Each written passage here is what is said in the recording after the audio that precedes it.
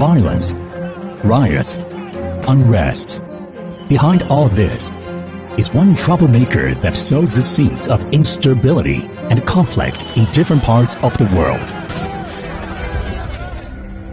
All of you in this room have good reason to be proud. The National Endowment for Democracy, or NED, was founded in 1983.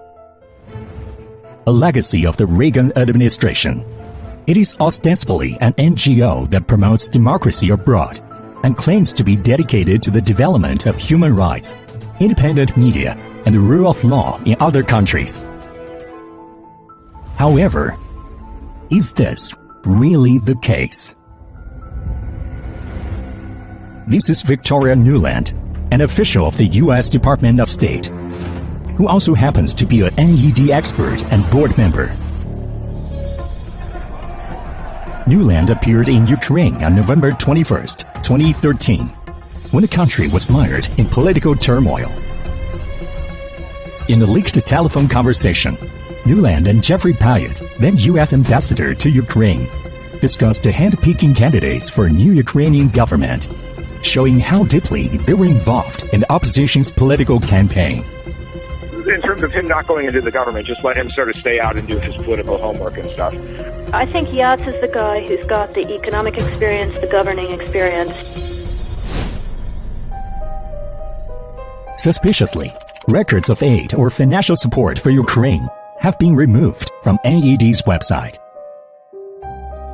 However, clues about NED budget document collected by media can still be found on the website of Monthly Review. The document details NED's financial support for various organizations in Ukraine. The number of projects funded, as well as the amount of funds, are staggering. This is not the first time that NED, a cover for the U.S. government, interfered with democratic election in Ukraine. NED interfered in the Ukrainian presidential election of 2004. It backed the pro-American candidate Yushchenko, who led the Orange Revolution to overturn the election result and eventually became the president. To help the opposition seize power, the United States, through NED and other government agencies, plowed billions of dollars into supporting anti-government organizations, journalists, judges, and trade unionists, according to the Canadian Dimension. According to the Boston Globe, NED praises an organization as an independent agent of freedom and liberation once it agrees to accept money from the United States. That is the definition of independence and freedom in NED's dictionary.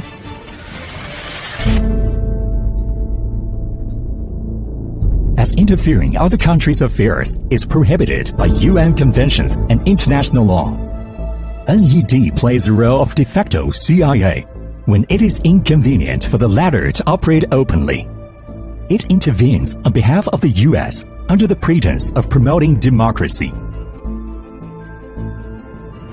Alan Weinstein, founder of NED, confessed with the Washington Post in an interview in 1991 that a lot of what they were doing was what the CIA had done 25 years ago. NED was therefore known globally as the second CIA. Nowadays, instead of having just the CIA going around behind the scenes and trying to manipulate the process secretly by inserting money here and instructions there and so forth, they have now a sidekick, which is this National Endowment for Democracy, NED.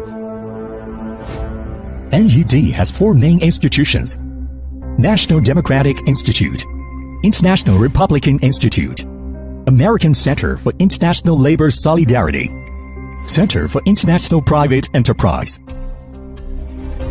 Through these institutions, NED masterminded separatist riots, regime changes, political crisis, disinformation.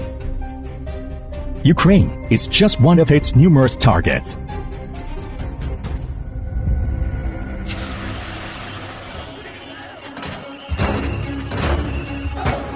NED was also an important enabler of the Arab Spring, providing financial support to pro-America individuals and groups. It exported anti-government propaganda, incited color revolutions and plunged the Arab world into conflicts, unrest, and recession.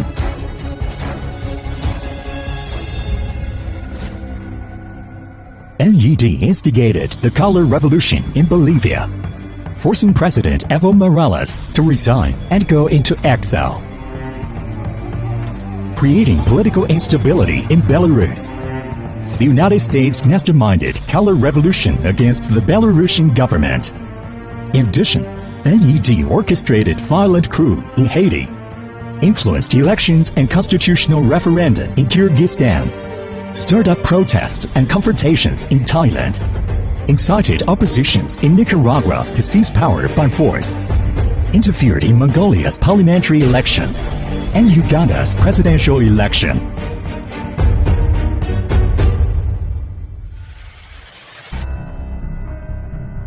Turmoil, violence, catastrophe. Behind all this, a troublemaker is pulling the strings. It hides under the cover of promoting democracy and human rights. But what lies beneath the glorified pretense? Is it hypocrisy, selfishness, hegemony, or something even darker? Only time will tell.